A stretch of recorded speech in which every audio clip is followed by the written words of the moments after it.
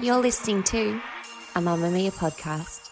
Mamamia acknowledges the traditional owners of land and waters that this podcast is recorded on. Welcome to Mamamia Out Loud, what women are actually talking about on Wednesday, the 3rd... How about we start again? Mamamia Out Loud! Hello and welcome to Mamamia Out Loud, what women are actually talking about on Wednesday, the 13th of November. I'm Mia Freedman, sitting in the big chair while Holly Wainwright is away. I'm Jessie Stevens, and today we are joined by Mamamia's US correspondent and the deputy editor of Foreign Policy magazine, our friend Amelia Lester. Hello, hello. Welcome. And on the show today, it's equal parts chaotic and iconic. Yes, we're talking about the Martha Stewart Netflix doco and why the original influencer, Jailbird, and Snoop's best friend hates it. And why did Kate Middleton's face attract so much attention after a Remembrance Day service in London? Have we just forgotten what women actually look like? Plus, dating as a job, the new method for single people looking to be unsingle, that boasts a scorched earth policy and some very strict criteria. But first, Jessie Stevens. In case you missed it, Armie Hammer's mum has spoken about a very special birthday present she gifted her son, who is definitely not a literal cannibal, in case you're wondering. Hammer has a new podcast. It's called Armie Hammer Time Podcast. And he dropped the second of a 2-part interview with his mother, Drew. Here's what she said. What did you give So me I for call my birthday? Armie and I go, Armie, what would you like for your birthday this year? And he goes, oh, I don't know, maybe money, whatever. And I was like, I believe I'm going to give you a vasectomy. Yep. So yeah, my mom got me a vasectomy for my birthday. Dumb, not stupid. Yeah, and yeah. by the way, as the church lady, I would love to say, okay, Armie, I'm really praying that you don't have sex outside of marriage because unto God, sex, is in the purity of a marriage and all this. And I'm thinking, well, that's not going to work. Yeah. So now I'm out here blasting away, bro. Just throwing it all over the place. I'm kidding. She also went on to say how many young women would love to have Armie Hammer's little babies. I love this interview. It's made my whole week. And you can watch the video of it. It's quite extraordinary. It's just the two of them. I think Armie's wearing like shorts and thongs and sitting in a chair and his mum's just sitting on the couch and they just set up, I think, a phone. But she goes on to say it's a miracle after he talks about blasting it everywhere. It's a miracle we don't have a bunch of little hammers running around. And he said, yeah, I ate them. Wow. That is fucked. And less blasting, Armie, less blasting. But she also had some thoughts about those allegations that were made in 2021. Here is how she directly referenced them. Well, I even called you one time and I was like, okay, let me just get this straight. I go, are there any women out there with ribs or limbs missing? Yeah. That's what I want to know as a mother. Yeah. Because end of conversation if there are limbs or ribs missing. She's not having any of these accusations. She's not buying it. Her army would not eat a person. I do want to say I'm all for normalizing vasectomies for men. I think it's really important that men take responsibility for family planning. And my husband, for the record, did Instagram his vasectomy. Live? Not live, but before and after shots. Can you explain, is it true? I heard that there's a big thing on Super Bowl Sunday in the US where men go and get their vasectomies and then recover on the couch watching, like the day before, and then recover on the couch watching football. And Yes, it's like a movement. I have heard that, but it is interesting to note that vasectomy rates in the US are much lower than they are in Australia. Culturally, it's much more taboo. So it's interesting that Armie's breaking the fourth wall, as it were. I'm also interested when she said I gave him a vasectomy for his birthday.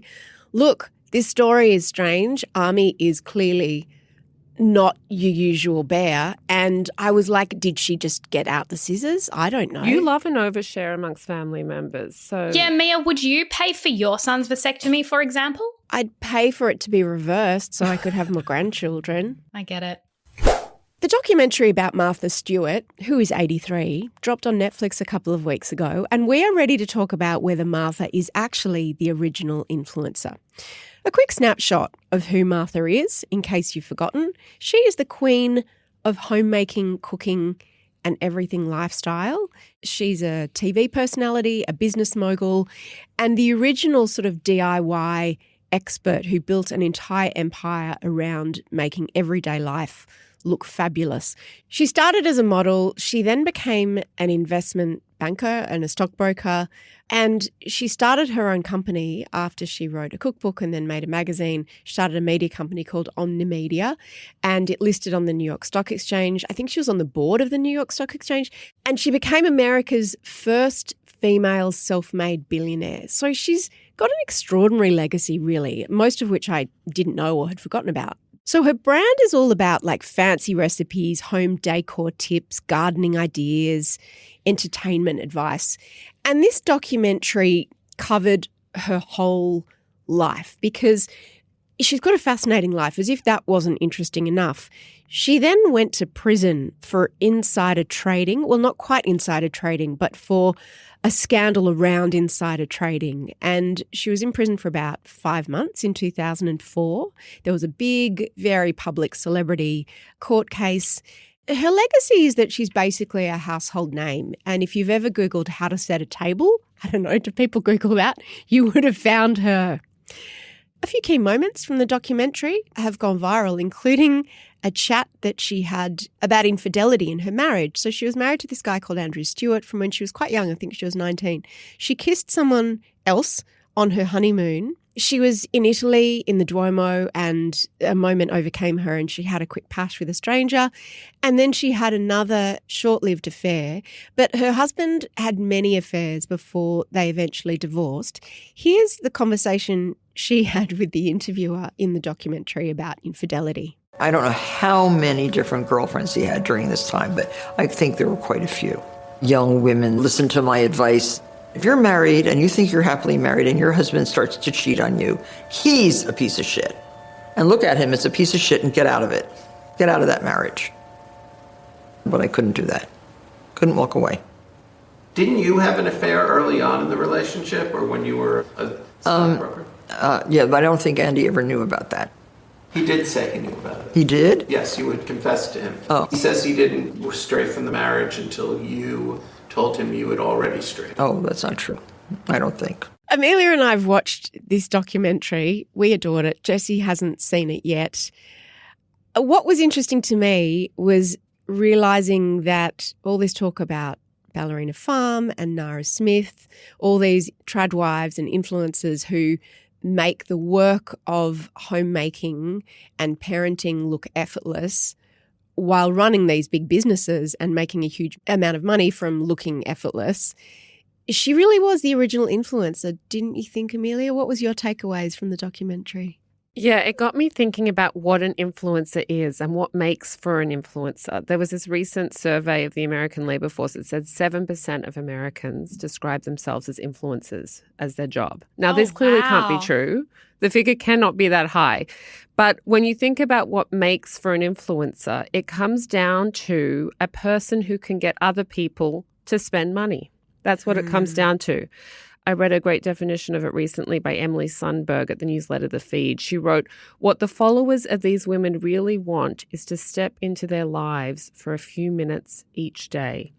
And that got me thinking about how you can draw a straight line from Martha Stewart to Gwyneth Paltrow, and then I would argue a dotted line from both those women to Zoe Foster Blake. That's interesting. So all women who have built incredible business empires and who other women are really obsessed with their lives.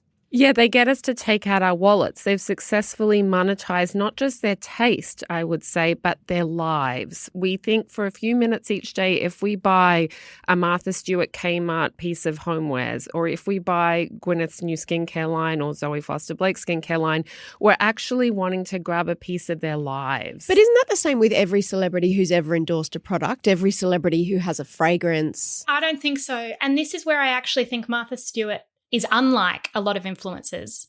And that is that she is, as far as I can tell, extremely talented. For example, it started with cooking and catering. That is a real skill. It can be kind of disparaged in the tradwife world, but being a great cook is like it's a really good skill. And then there's interior design, and then even like how to set a table. Like there is real status in that. And it's the same with Zoe Foster-Blake. I think Gwyneth Paltrow is very good at marketing, but I wonder if that's a bit of the tension that's emerged between Gwyneth and Martha. I would call Zoe and Gwyneth and Martha influential, not influencers. I would actually put Zoe quite separate, although it's interesting for all of those women, they are naturally talented at a particular thing. For Zoe, it's writing. She's a brilliant writer. For Gwyneth, it's acting. For Martha, it was actually cooking and homemaking. And I think what's interesting about her and what the documentary, which she didn't like, by the way, she's come out and said a whole lot of things that she didn't like about it. You could hear she probably didn't like that exchange about the infidelity, but she critiqued almost everything from camera angles to music choices. She told the New York Times she hated the scenes at the end where she said she looked like a lonely old lady walking hunched over in the garden. She didn't like how she looked on camera. She thought there should have been more rap music involved and that would have been more interesting. And it made me see how many documentaries that we watch about celebrities, and there's a whole host of them at the moment, from Harry and Meghan to the David Beckham documentary. They're now making one about Victoria Beckham, Taylor Swift, of course. They all have creative control and approval. And even Oprah, who Apple was making a documentary about, and they finished, and she paid to buy it back so it would never be released because she didn't like it.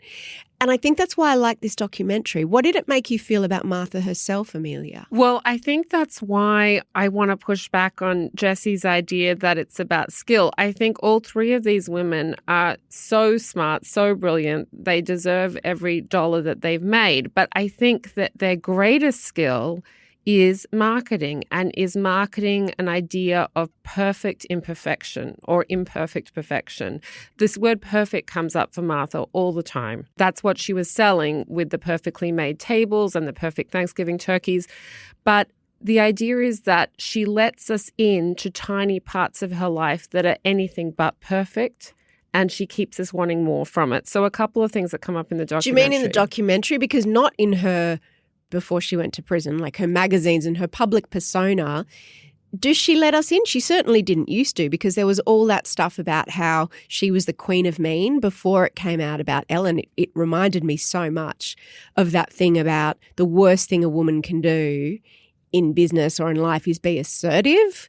And it showed some scenes of Martha Stewart in the kitchen with people who were working with her for her, and she was really rude to them and really short. That's true, but she's now a huge influencer in her own right, coming out of prison, letting it all hang out in this documentary. The New York Times said recently that she is a Gen Z beauty influencer, and she specifically... What do you mean? So she advertises Clé de Peau skincare, which is a really expensive skincare brand. The creams are all $400 and up. On TikTok from her Connecticut mansion, she's routinely getting 70, 80 million views for these skincare advertisements. And so the relatability of it is part of why she's taken off with the new generation. So let's run through a few things that she talks about, quite frankly, in this documentary. The first marriage ending in divorce, as we've discussed, and she shares with the documentary makers letters that she sent her ex-husband begging him to take her back. That's an extraordinary amount of disclosure. That was quite J-Lo, I thought. It was. She's admitted that she didn't feel naturally maternal towards her daughter Alexis, and this is something that her daughter has spoken about over the years, the fact that while she and her mother are very close, her mother was never a straightforwardly maternal figure for her. She didn't come across as very warm, and I kept finding myself texting you, have you ever seen a more unlikable woman? Like her unlikability, and I know this is a real weapon that we use against women, this idea of needing to be likable. Yeah. What was interesting is that she wasn't trying to be likable. No, and nor is Gwyneth, by the way. Gwyneth is also kind of famously unlikable. I feel like Gwyneth tries to be likable. I think Martha is really like, yeah, I didn't like being a mum that much. My husband was a dickhead. People need to be better. She was on Drew Barrymore's show this week, and Drew's famously touchy with her guests, and she just pushed her away. I loved that. I think it's the complexity that makes her a complicated Monet painting that we can't stop staring at, because in a lot of ways she actually subverts the feminine. It's like in one way she's the anti-trad wife. Even her voice is a bit deeper. She's disagreeable. She doesn't come across as pleasant. It doesn't seem to be like her aim to come across as pleasant. Like, compare that to a ballerina farm, Hannah Nealman, who from the high voice to the slow talking to there's something so tranquil about it. And subservient. They're both very much with Hannah Nealman's husband and Nara Smith's husband, Lucky Blue. It's always in the service. They're working in the service of their husband and children, and they're always very much in the service. Whereas that's so interesting. Martha's more about, I'm doing this because I enjoy, like, I want a nice table and I want to be gardening and I want to be making a nice Christmas dinner because it gives me joy. And she fuck the rest of you. And she flirts with the male gaze, but she also rejects it. So she's on the cover of Sports Illustrated. She dates famous men. She dated Anthony Hopkins, which I didn't know, but she broke up with him because she said she couldn't stop thinking about Hannibal Lecter. And she's spoken up very, very openly about how difficult it has been for her to date in midlife and beyond. She's quite beyond midlife, I would say. She's 83. Is she still dating? She is. And she says that she's got no plans to retire. Like, she doesn't see anything appealing about retirement. But I was thinking about a quote I read recently about fame and how people become famous to feel understood. That's the number one reason, is that they want people to understand them. And after that documentary, there was a headline that said, she still doesn't feel understood. And she doesn't. And I wonder if that's why she doesn't want to retire. She's not done yet. She feels like people don't fully get her. And that's my question as someone who hasn't watched the documentary.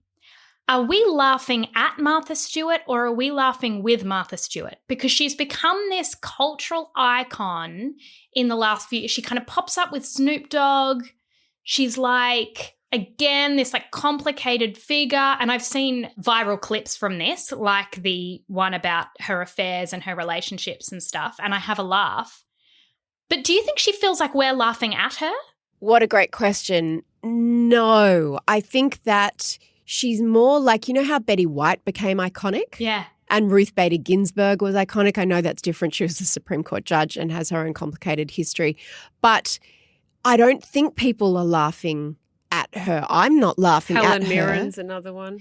Yeah. The Queen. Like, it's kind of like, I hate to say it, but like they're so old, they're cool. Yeah, exactly. It's like they've come back again. It's like retro. Yeah. Was this documentary good for her brand or bad? Well, I think the very fact that she's still selling really expensive skincare to Gen Z on TikTok means that it was great for her brand. I think we now crave the deconstruction of perfection that she's revealing to us in this, don't you think, Mia? Yeah, and I think that what it did do, Jessie, that's so interesting what you say about they want to be understood. I think that's incredibly astute. I think what it reminded me, a little bit like watching the Menendez brothers documentary, I think I know what I think about these people, and I thought I knew what I thought about Martha Stewart, but I changed my mind after watching the documentary, and I was like, oh, that was bullshit that she got sent to prison. Yeah. That was like so bad. And similarly to the Menendez brothers, like I thought that they'd made up all those allegations. That was my understanding, because the reason I think that we're relooking at all of these things, you know, we've got this segment All or Nothing where you either know everything about a topic or nothing. The internet allows you to know everything about any topic if you want to. But back in the 90s and the 80s and until the last 10 years, there was a limited amount of information you could get about a certain topic, you know. If you wanted to dive deep, there wasn't really a way you could. Particularly for someone like Martha Stewart, who wasn't iconic in Australia, and same with the Menendez brothers. I was kind of dimly aware of that story.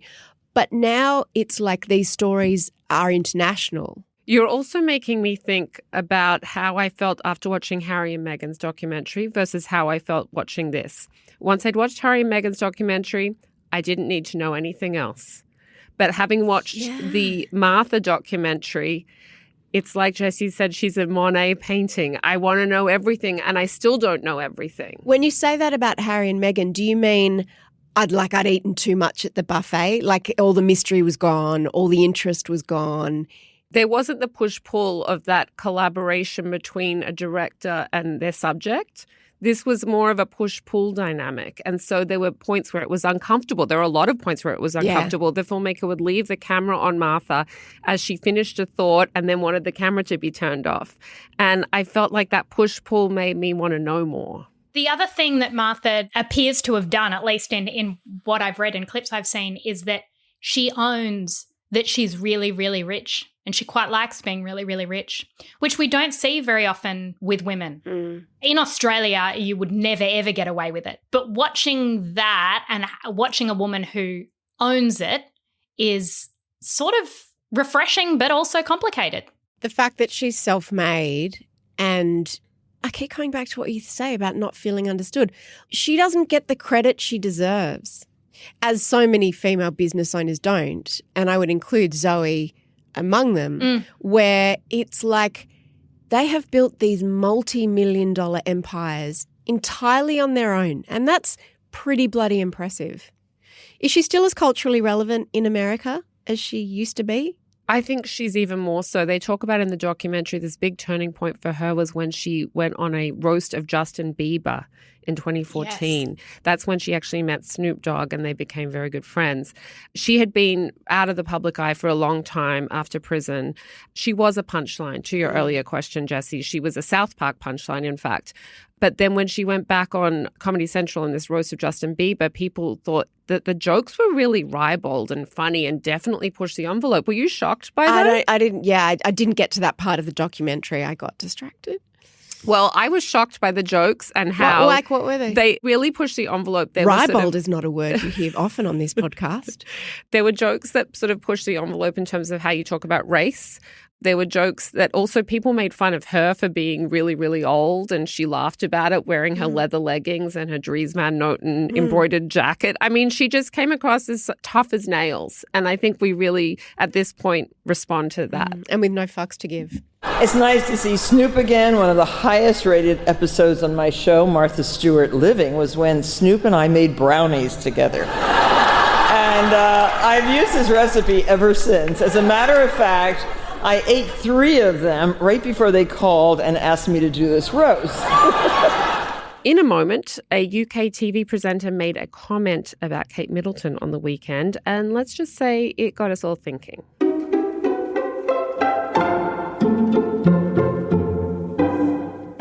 Mamamia out loud! An article ran in Grazia on Tuesday with the headline, "She's aged so much. The vile commentary around Kate Middleton's appearance needs to stop." At first, I rolled my eyes because it felt like one of those classic internet tropes of using mock horror to incentivize people to click on a less than flattering photo. I thought, this is just engagement baiting. The publication says they're saying this is a terrible photo. They're saying she looks old. How offensive. Here's the photo. Please leave comments below. And from that, I just went, I'm not going to engage. But then I saw where the comments had come from, and I thought that this actually was a valid news story.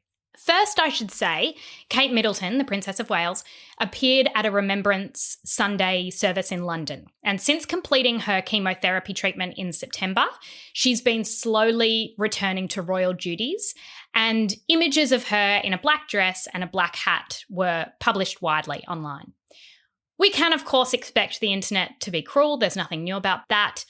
But there was one particular comment on X from a high-profile British TV presenter who regularly appears on Good Morning Britain and Loose Women. Her name is Narinder Kaur. She shared an image of Middleton with the comment, "Genuine question, why has Kate aged so much? Isn't she only 42? Is she a smoker? It's the only explanation." Was she high, this woman? It's the most bizarre tweet. If you want to think it, I can't control what you think. But firstly, did you miss the cancer part? And secondly, why share that with the world? What did she think she was doing? Yes. So she's since apologised. Unsurprisingly, she faced a lot of backlash. She apologised with a video on social media, and here's what she said. "I put out a stupid tweet. That wasn't my intention. My intention was not to be malicious or nasty or anything. I'm not like that, anybody who knows me. It was stupid to ask about the aging. I've admitted that, and I put my hands up and I've apologised if it caused offence. I didn't wish death on anyone. I didn't do anything like that. I asked about aging. She smoked.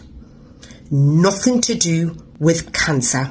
Yeah, so I think that the omission of the cancer was actually kind of the problem. But Google Trends, since all this has happened, Google Trends shows a spike in searches for Kate Middleton looks tired, Kate Middleton aging, and Kate Middleton looks old.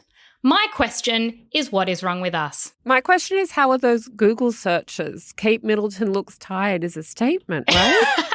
I would explain it in saying if you're looking for the original, you'd heard something about it and you knew it would link you with the photo or the original source material. I'm going to now not defend Narinder Kaur, but kind of defend her after saying I think she was high, and of course she should never have said it.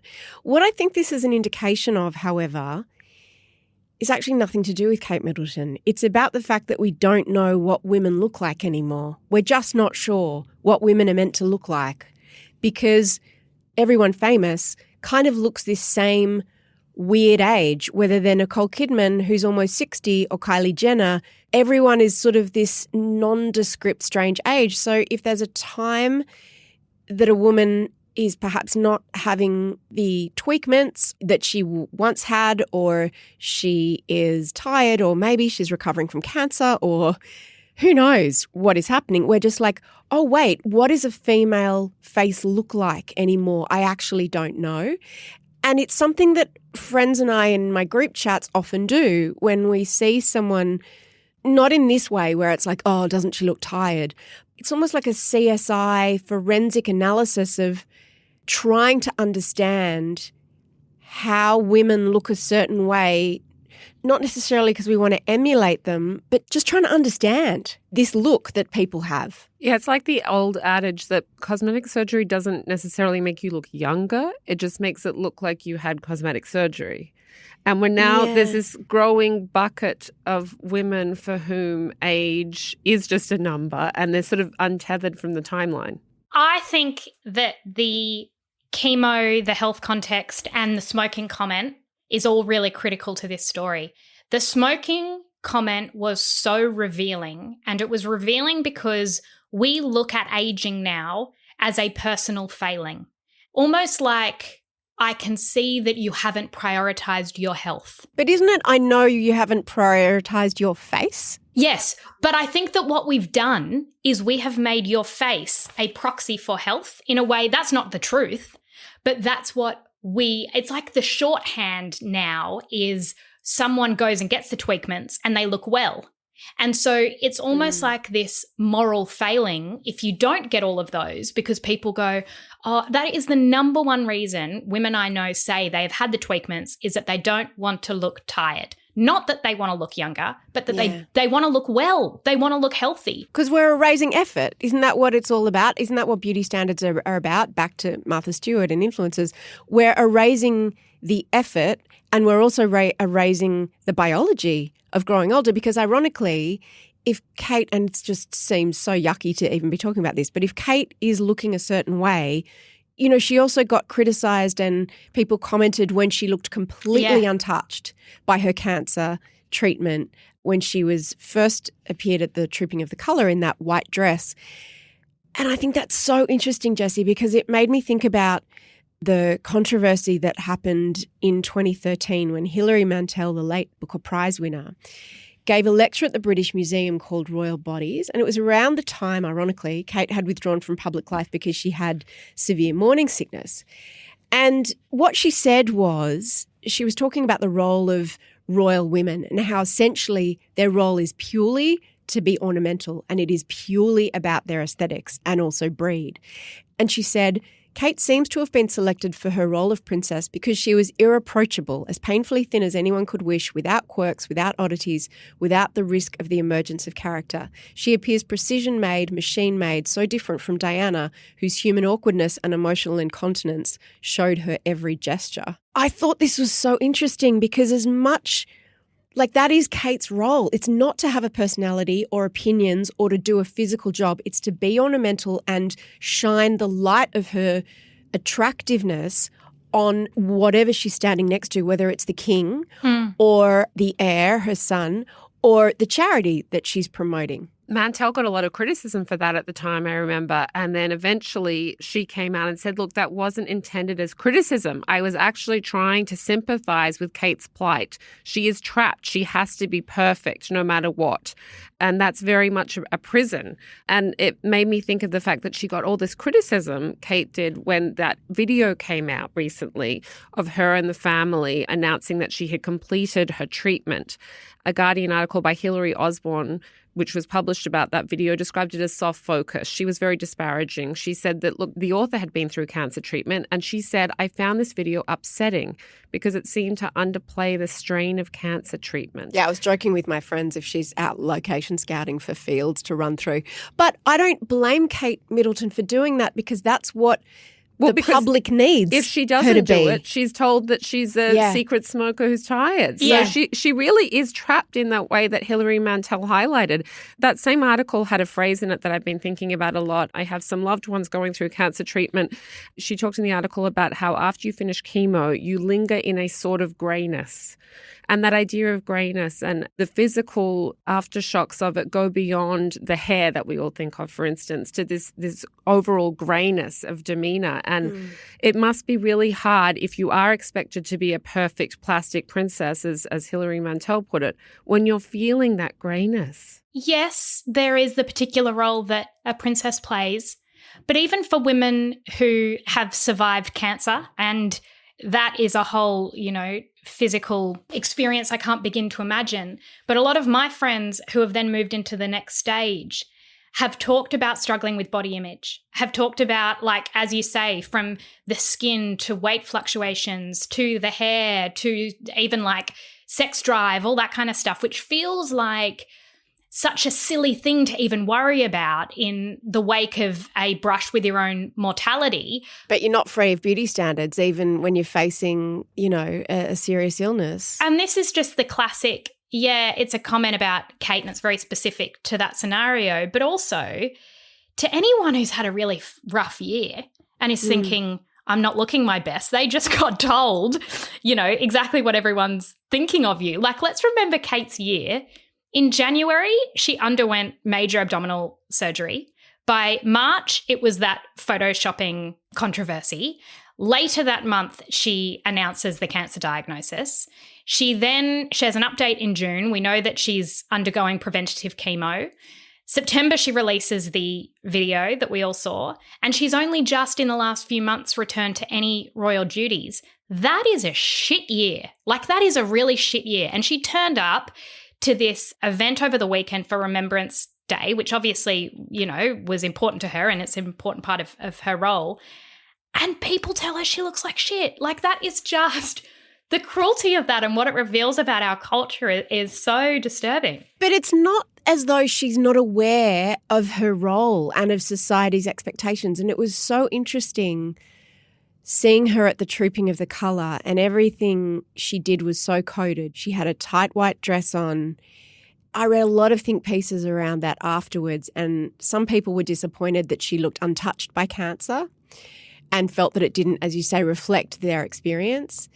And others were comforted because they thought, after my cancer experience, I too could be back to my normal self. And it reminded me of those bodies bouncing back after babies and that whole disgusting thing that used to be on magazine covers and is now on Instagram in many places, where it's like we must erase all signs of pain, trouble, emotional frailty, physical change from women's faces and bodies. That's what our culture demands. But I think it's interesting you bring up birth because Kate's always been quietly courageous on this front. I don't think Hilary Mantel ultimately gave her enough credit. Remember when after her oldest son was born, George, they came out of the hospital and she had still a visible bump. But it was physically impossible for her not to have had a physical change of shape. Right, but she didn't have to come out and do that right then and there. Yeah, I think she did. That was before Meghan had reset the standards. That was it was the son of the heir to the throne. I don't think she couldn't, but I know what you mean. She did choose a dress that showed. And I remember thinking at the time, feeling so grateful and how pitiful it was. Yes. Because she looked perfect in every other way.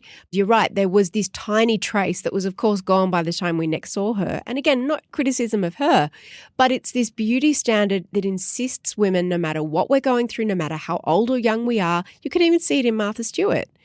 She's 83 and yet she still has to be relevant. She has to pose for the cover of Sports Illustrated swimsuit, is she? And the irony of this is that when you look at that photo, she has had her makeup professionally done. She's had her hair professionally done. She's had all the clothes are immaculate, and still it wasn't enough. It's not like she wasn't trying. She was, and still it was like there was still criticism. Before we move on, I want to just do a little quick bit of feedback as a gift.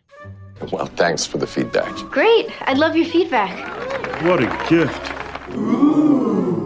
I always worry that you've got feedback for me that you're saying as a gift. Every time you bring this up, I bristle because I am scared. No, it's a new segment that I want to introduce where anyone can bring a little bit of feedback, because feedback, as we say here at Mamamia, feedback is a gift. Yeah, you told me last week my shirt was terrible. That was a gift. That was a gift. I said, burn your linen short-sleeve shirt. That was my feedback. It was indeed a gift.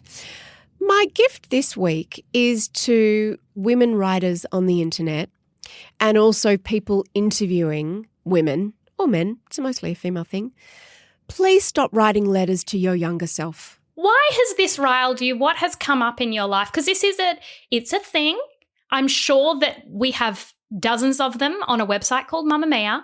Why today has this upset you? It's been growing on me. The feedback has been brewing for some time. I find it lazy. I find it boring. I find it self-indulgent, which is ironic given how much I write about myself on the internet. It's not that I'm not interested in women's opinions or women's experiences or women's stories. Hell, that's my business, quite literally. But this whole idea of when you write a letter, it's like a letter to my 25-year-old self. Like, just stop it. I don't know why it annoys me. Amelia, does it annoy you? Well, you know who would never do this? Martha Stewart, because she had it all figured out from the age of 25. I just don't see the relevance. I do. I feel like it's like saying, I had this dream last night and it was a bird, but it wasn't a bird. It was actually my English teacher from 4th grade. And like, I don't care. I'm going to defend it. We're obsessed with youth and we're always pandering to the young people. And if I'm hearing my wisdom from Mia Freedman, who is in her 50s, then what I want to know is how your life and your experiences are directly relevant to me. And if I'm 25, what I would like is for you to write a letter to me and tell me how to make better decisions. And I think that that's what it's about. It's also a very low-touch form of journalism in that you don't have to do any research. You don't have to interview anyone except yourself. And it's very stream of consciousness. It might just be your journal. My letter would be very short. You're an idiot, but, everyone's an idiot when they're younger, and then hopefully you become less of an idiot as you get older. Finn. Mia's feedback on feedback to your younger self. Stop doing it. After the break, dating is a job, not a hobby. There is a new way to find love, and it is not for the faint-hearted.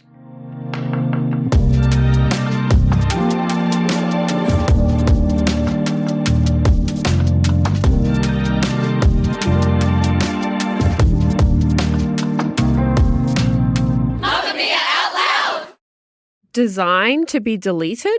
That's the tagline of one of the most popular dating apps, which also promises to be the dating app for people who want to get off the dating apps. But a new investigation by the UK publication The Observer has found that dating apps are becoming more like gambling products. They're more like pokies. They encourage you to buy more and more extras. They get you into game-like features, and then they lock users into what experts have called a perpetual pay-to-play loop. So, one woman has the answer to this loop, and it starts with accepting that dating is not a game, but rather a very serious business. So get out your pen and paper. Take some notes. Her name is Jenny Young. She is a 56-year-old professor of English in the US, and last year she pioneered something called the burned haystack method. So she was back on the dating market in midlife. She watched her daughter unsuccessfully swiping through apps. She realized she did not have the energy to do the same thing. She Googled how to find a needle in a haystack, and she realized you have to burn the haystack to find the needle. You burn the haystack and the needle is left on the ground because metal doesn't burn. Okay, so is the needle a guy or a girl? It's your romantic partner. The needle is your love of your life. The basic principle as it applies to dating, and by the way, this assumes you want a long-term monogamous relationship, which not everyone does, caveat there, is to filter out time wasters and red flags as soon as possible. You need to hard yes or hard no anyone who comes into your inbox on the dating app as soon as possible. It's like Marie Kondo for dating. And then you block anyone who's a no rather than let them keep circulating around or do the fade out or the slow burn. Forget it. You just got to block them. So here are some examples. You might match with someone who lives 2 hours away who might be interested in a long-term relationship. You block them. The match doesn't want to meet in public. They just want to meet at his or her apartment. You block them. And the result is that the apps are suddenly working for us instead of driving us mad. Is blocking different to just not swipe? I haven't been on the apps. How does it work? So part of what the apps are doing by keeping you there is that no one ever actually leaves your universe. You might stop sort of DMing with someone, but they might then show up again. And it's very frustrating to have to keep interacting with these people who you've decided you're not interested in. So you swipe left or right, whatever it is, if you're not interested in them. But unless you block them, they might be served to you again, like changed your mind. Yes. Larry's still got 2 dogs and likes fishing. Yes. And the thing about Larry is that you might be in a conversation with Larry and then it might kind of die on the vine. And then Larry might come back in 2 weeks' time to tell you about his new fishing escapades. And you just got to block Larry because you're not interested in him. So this was interesting to me, not because I'm on the apps, but because... Were you when you were single in New York? A little bit. I'm about to get to that, actually. It's formalizing an approach to finding love that is quite familiar to me. I lived in New York for 11 years, and New York women have known for a long time that if you want a relationship, you have to approach looking for it with the same single-minded ruthlessness that you apply to your career. That is a given. So at first, this was quite hard for me when I lived in New York because I'm Australian and you're not meant to show any kind of effort or expend any energy on anything. Things are just meant to fall in your lap. We barely want to commit to an actual date. It's like, do you want to kind of meet up? I'm going to be at the pub at this time on this day, maybe. People weren't using the word date in Australia until relatively recently. Correct. And so I remember I used to roll my eyes at this one friend of mine because she was a real go-getter and she'd schedule drinks with one person, dinner with another, post-dinner drinks with someone else, and she approached it like a job. I've heard about this. I rolled my eyes at it, and then she found the love of her life on a drinks date, and I thought, well, maybe she's onto something here. So here's what I did. I'm an older millennial, so dating apps were around, but they weren't by no means as ubiquitous as they are now. So instead what I did was I asked every single person I met to set me up with someone. Everyone. This included, no joke, my boss. My boss set me up with someone. Didn't go very well, but he did. My dentist set me up with someone. Again, didn't go very well, but he did.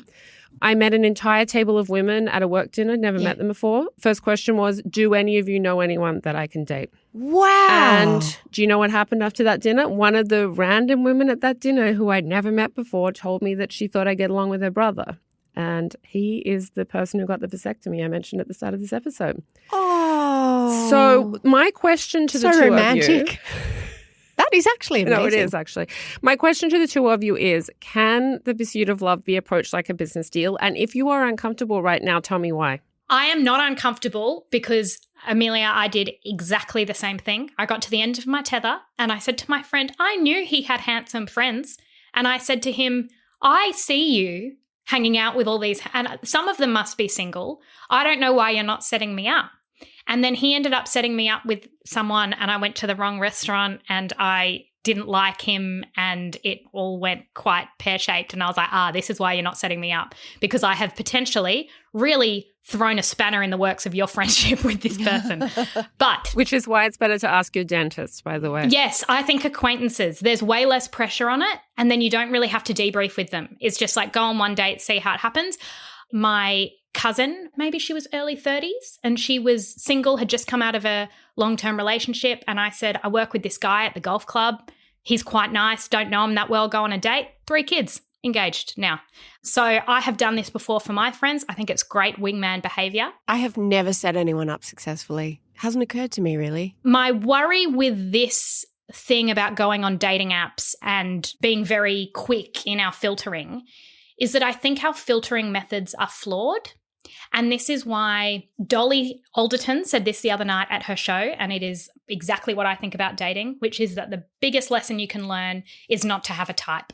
And the issue with going on your apps is that I found there was an inverse relationship between the men who had a great opening line or great chat on apps and being a good date. Like, they were completely different.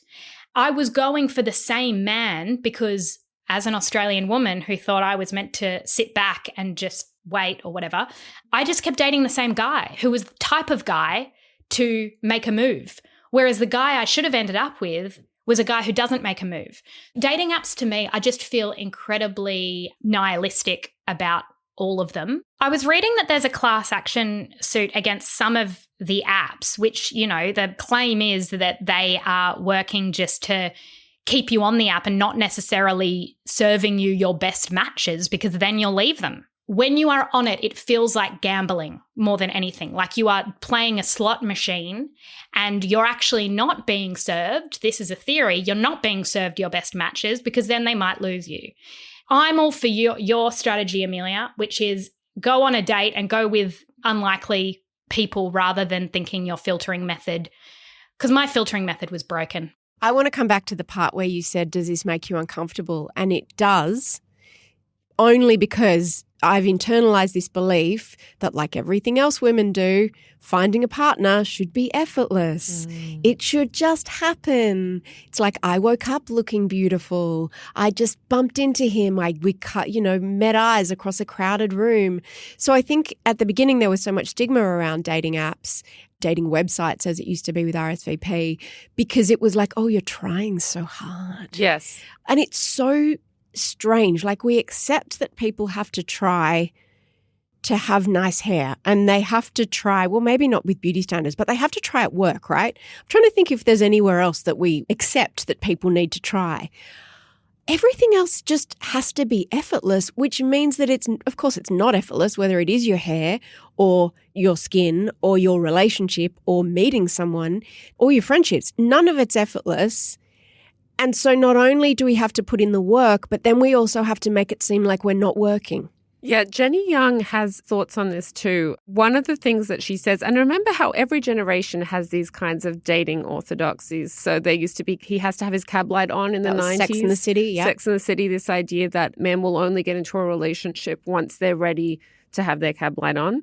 The 90s were very heteronormative. It was always men's cab lights, I think. Yeah.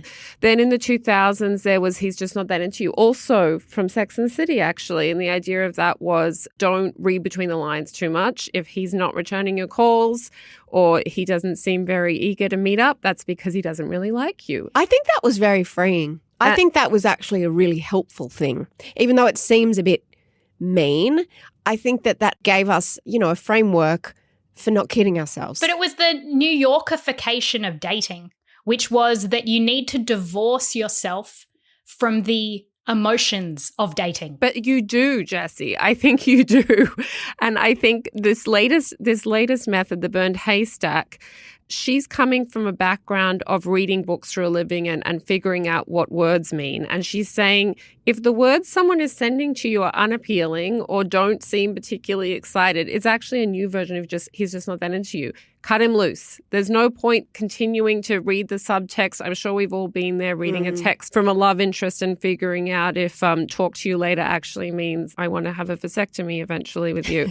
And so I think that it is very freeing for women in particular to think, my feelings, I'm always worried about being hurt, but women also worry about hurting men. This is obviously in straight relationships. And this is saying, don't worry about hurting them. They're fine. I was speaking to a friend recently about how we'd had experiences in our early to mid-20s, say a bad relationship, a bad date, say you were ghosted, that throws you off kilter. And then what happens is you have a series of either dates or situationships or relationships that, looking back, you sort of sabotaged. Like, you can be thrown off kilter by one experience and then you can't get your groove back. So it's like, to me, dating felt like I was on a sporting field and I sprained my ankle and I tried to come off and it was like, get back on. And then I broke my arm and then it was like, go back on. And then I had all these injuries and I was like, do you love me? And they were like, no, you're a total mess. Like, I felt for me, I probably needed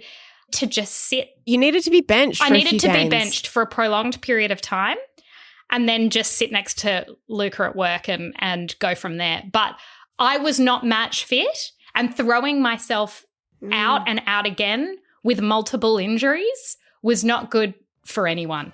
A big thank you to all of the Outlouders for listening to today's show, if you still are, and also to our fabulous team for helping us put this show back together after breaking it, as I did at the start of the show when I didn't know how to even say hello. I'm ending it strongly as I started, by making a fool of myself. Let me tell you what I should have told my 25-year-old self. Pull up a chair. We will be back in your ears tomorrow. Thank you, Amelia, for sitting next to me, and bye. Outlouders, if you've ever wondered what Mia Freedman is like as a mother-in-law, then you might want to listen to yesterday's subscriber episode. Actually, before we go, Amelia, how would you feel if your mother-in-law came to your house, went through your children's clothes, threw out bags of their clothes and rearranged them? Just hypothetically, how would that make you feel? Are you asking for a friend, Jessie? Yeah. Right. Is the friend's mother-in-law the same mother-in-law who, again, told me last week that my shirt was terrible? Yeah. Yep. She's a nightmare. Well, that's all we've got time for on the show today. Here is a taste. Mia, you have gone into Jessie's home. Yeah. And rearranged when I was not there. When Jessie was in Berry with you. Not home. And you rearranged her daughter's wardrobe and decided which clothes should go and which should stay. And that's what you did without being asked. Am I correct? Twice. I would be really annoyed. As always, we'll pop a link in the show notes. Shout out to any Mamamia subscribers listening.